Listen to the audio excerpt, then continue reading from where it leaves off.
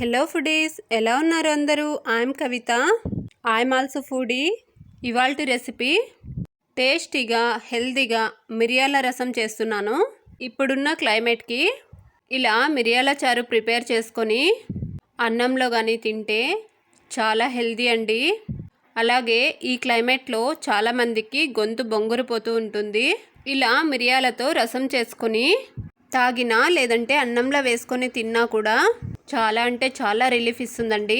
ముందుగా మిక్సీ జార్లో టమాటా ముక్కల్ని, అలాగే కాసిన్ని వెల్లుల్లి రెబ్బలు, కాసిన్ని మిరియాలు, కాసింత జీలకర్ర, కొంచెం కరివేపాకు వేసుకొని ఒకసారి గ్రైండ్ చేసుకోవాలి.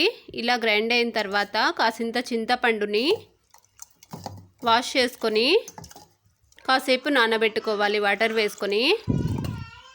ఇప్పుడు స్టవ్ మీద గిన్నెని పెట్టుకొని ఆయిల్ వేసి పోపు దినుసులు కూడా వేసి ఫ్రై అయ్యాక దంచుకున్న వెల్లుల్లి రెబ్బలు, కాసింత కరివేపాకు, ఆనియన్ ముక్కలు వేసి ఫ్రై చేసుకోవాలి.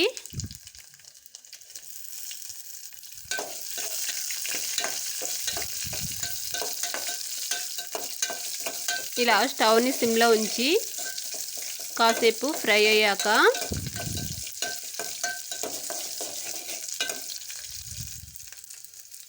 ఇప్పుడు గ్రైండ్ చేసి పెట్టుకున్న టమాటా పేస్ట్ని కూడా వేసి ఒకసారి బాగా కలిపి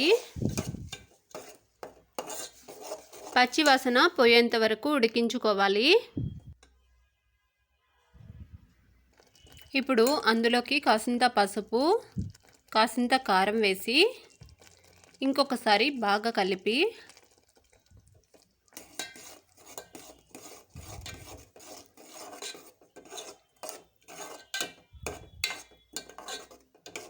ఇంకొక 2 మినిట్స్ ఉడికాక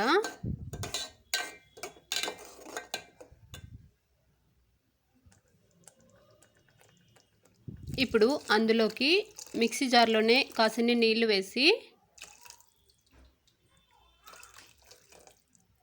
రసంలో వేసుకొని ఇలా బాగా మరుగుతున్నప్పుడు చింతపండు గుజ్జు తీసి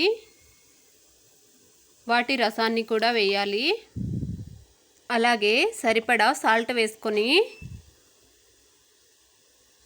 ఇంకొక 10 నిమిషాలు ఇలా బాగా మరిగించుకోవాలి. ఇలా బాగా మరిగి అప్పుడే కలర్ చేంజ్ అవుతుందండి, చూసారా? ఇలా కలర్ చేంజ్ అయ్యాక కాసింత ఇంగువ వేసుకొని స్టవ్ ఆఫ్ చేసుకోవడమేనండి.